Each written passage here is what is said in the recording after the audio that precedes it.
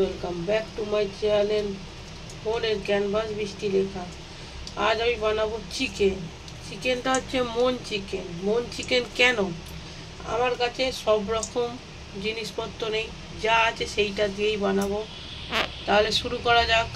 কড়াইয়ে চাপিয়ে দিয়েছি, এর মধ্যে একটুখানি জিরে, 2-4টে মরিচ দেখতেই পাচ্ছ, কাবাব চিনি আছে, লবঙ্গ আছে, 4টে এলাচ, একটু জায়ফল। আমার কাছে যেন জয়িত্রী বাড়ন্ত, জয়িত্রী নেই। আর দিলাম গোটা জিরে, গোটা ধনে আর গোলমরিচ। এটাকে ড্রাই রোস্ট করে এটাকে আবার গুঁড়ো করব। আমার বাড়িতে যা আছে সেইগুলো দিয়েই করব। যেমন ঘরে ধনে গুঁড়ো, জিরে গুঁড়ো কিছু নেই বলে এরমভাবে বানানোর চেষ্টা করছি। জয়িত্রী নেই, জয়িত্রী দেবো না, যা জিনিস আছে সেইগুলো দিয়েই চেষ্টা করছি। এটা ড্রাই রোস্ট করা হয়ে গেছে। এটা আবার গুঁড়ো করব, একটু ঠান্ডা হোক গুঁড়ো করব। এখানে দেখো আমার গুঁড়ো করা হয়ে গেছে। আমি এইটা একটা বাটিতে তুলে নিলাম। এরপরে নেক্সট এই বাটির মধ্যেই আমি আদা, রসুন আর কাঁচা লঙ্কা দিয়ে দিলাম। এইটাই পেস্ট করে নেবো সবার আগে। আমি এবার এটাকে আগে পেস্ট করে নিই, আদা, রসুন আর 4টে কাঁচা লঙ্কা। এখানে দেখো আদা, রসুন, কাঁচা লঙ্কার পেস্ট হয়ে গেছে। এবারে আমি কি করব, আসল জিনিস এখানে আছে, যেটা ছাড়াই অসম্পূর্ণ চিকেন। এই চিকেনটা আমি কাল রাতে ভালো করে ধুয়ে শুধুমাত্র টক দই মাখিয়ে রেখেছিলাম।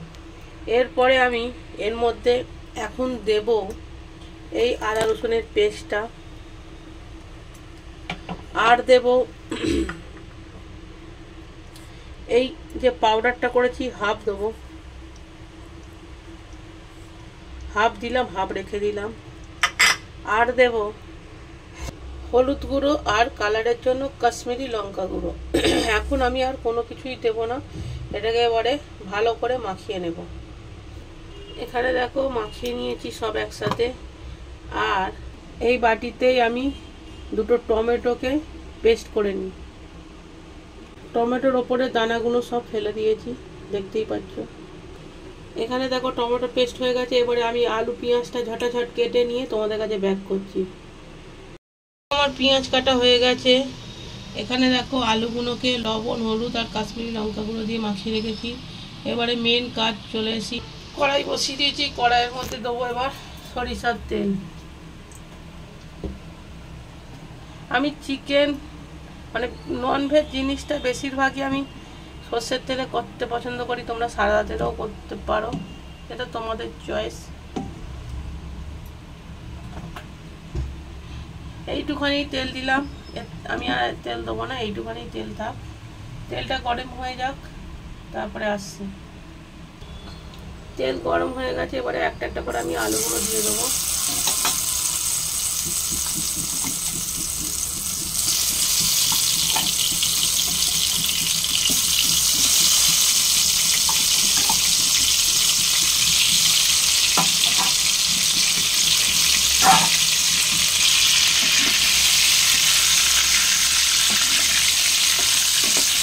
আলুগুলো ভেজে নিই।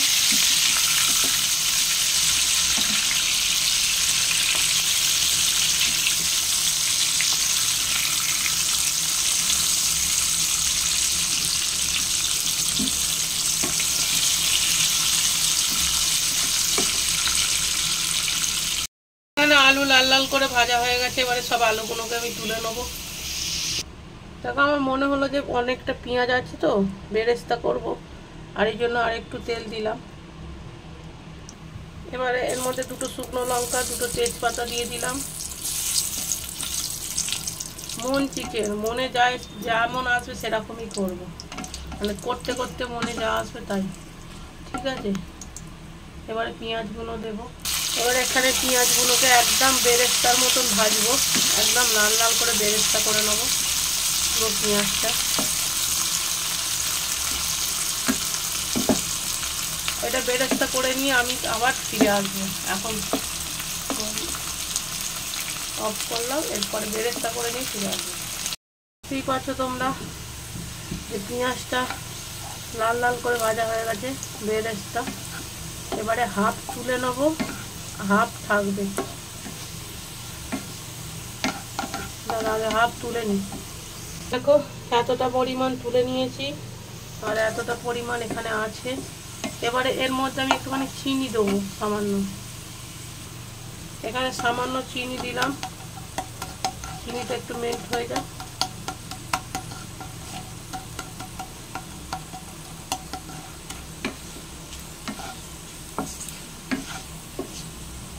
এবারে আমি এই যে ম্যারিনেট করা, এবারে চিনিটা মেল্ট হয়ে গেছে। এবারে এই ম্যারিনেট করা চিকেনটা আমি একটা একটা করে দিয়ে দেবো আস্তে আস্তে। আগে দিয়ে নিই তারপরে ফিরে আসবো, একা ক্যামেরা ধরছি তো হবে না। এই দেখো ম্যারিনেট করা চিকেনটা দিয়ে দিয়েছি। এর মধ্যে কী আছে আমি আর একবার বলে দিচ্ছি। ওই যে ভাজা মশলা গুঁড়ো করেছিলাম, ওই ভাজা মশলাটা, লবণ, কাশ্মীরি লঙ্কা গুঁড়ো, সরি লবণ না, হলুদ গুঁড়ো, কাশ্মীরি লঙ্কা গুঁড়ো, আদা রসুন কাঁচা লঙ্কার পেস্ট আর ভাজা মশলাটা। এবার আমি ভালো করে এটাকে কষবো।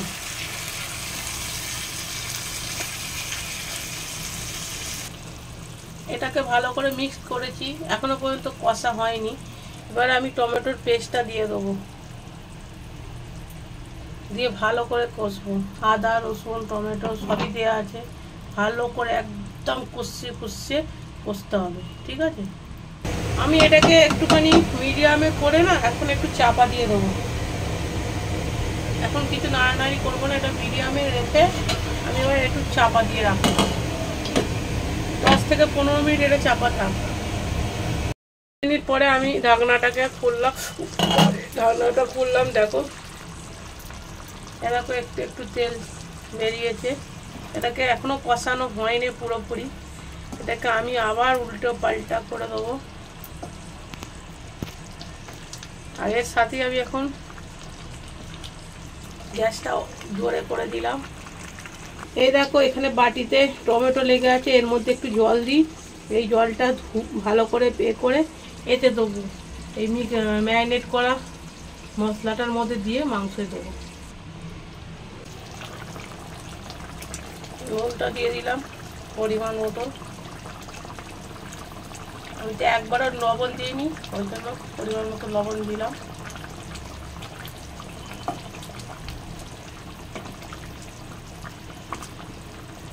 এবারে গ্যাসের ফ্লেমটা মিডিয়ামে করে উপর থেকে আলুগুলো দিয়ে চাপা দিয়ে দেবো। এ দেখো একটা একটা করে আলু সাজিয়ে দিয়েছি। এবারে আমি একদম চাপা দিয়ে দেবো।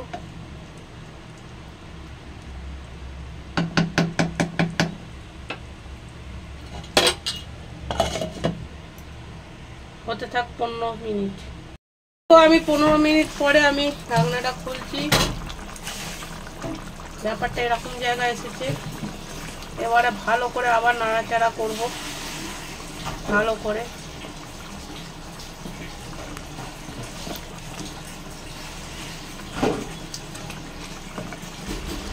এবারে কি করব বলো, এবারে করব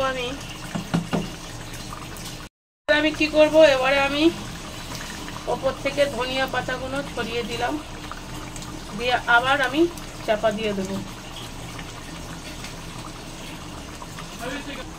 আমি আবার চাপা দিয়ে দেবো 10 মিনিটের জন্য। গ্যাসের ফ্লেম কিন্তু মিডিয়ামেই আছে। 10-15 মিনিট পরে আমি ঢাকনাটা খুললাম। ব্যাপারটা এরকম এসেছে, এই দেখো, এই দেখো, দেখেছো তেল ছেড়েছে। এবারে আমি আবারও চাপা দিয়ে 10 মিনিট রেখে দেবো। এবারে ফাইনাল আমি ঢাকনাটা খুললাম, এরপরে আর চাপা দেবো না। মাংস কিন্তু পুরোপুরি সিদ্ধ হয়ে গেছে। আর দেখো, এই দেখো তেলটা খালি বেরিয়েছে, খালি দেখো। আমি খালি আলতু হাতে নেড়ে দিই, নাহলে সব আলু ভেঙে যাবে। বেশি ঘাটাঘাটি করবো না, একদম আলতু হাতে নাড়ি। আর আমি একটুখানি চেক করে নিই লবণটা হয়েছে কিনা। দাঁড়া, ঠিক আছে, লবণ আমার একদমই পারফেক্ট হয়েছে, একদম কম বেশি কিচ্ছু নয়, একদম পারফেক্ট হয়েছে। এরপরে কিছুই আর কাজ নেই, খালি ওপর থেকে এই বেরেস্তাগুলো ছড়িয়ে দিলাম, বেরেস্তাগুলো ছড়িয়ে দিলাম। এ দেখো ওপর থেকে খালি বেরেস্তাটা আমি ছড়িয়ে দিলাম। আর এই যে ভাজা মশলাটা আমি দিয়ে দিলাম। এবারে ভালো করে মিক্স করে আমি বন্ধ করে দেবো। সো গাইস, ভালো করে মশলাটা মিক্স করে নিয়েছি। আমার কিন্তু মন চিকেন একদম রেডি। মন চিকেন নামটা কেন দিয়েছি, যা মনে এসেছে তাই দিয়েছি, যা ঘরে আছিল সেইগুলোই দিয়েছি। এক্সট্রা কিছু যে বাইরে থেকে আনিয়ে দিইনি, যেমন জয়িত্রী নেই জয়িত্রী দিইনি, জায়ফল ছিল জায়ফল দিচ্ছি, এই জন্যই। যেমন ধনে গুঁড়ো জিরে গুঁড়ো নেই, ওটাকে পেস্ট করছি, এই জন্যই নামটা আমি মন চিকেন দিয়েছি। দেখতে কিরম হয়েছে বলো, খেতে তো আমি টেস্ট করলাম ভালোই হয়েছে। এবারে আমি গ্যাসের ফ্লেম একদম অফ করে দেবো। তাহলে তোমাদের কি করতে হবে, ভালো লাগলে একটা লাইক আর একটা comment. Tata bye bye. Final লুকটা একটু দেখে নাও তোমরা কেমন হয়েছে। যাই হোক, নামটা কীরকম হয়েছে চিকেনের, একটু নামটার জন্য একটুখানি কমেন্ট করো যে নামটা আমি কেমন দিয়েছি, মন চিকেন। তাহলে টাটা বাই বাই।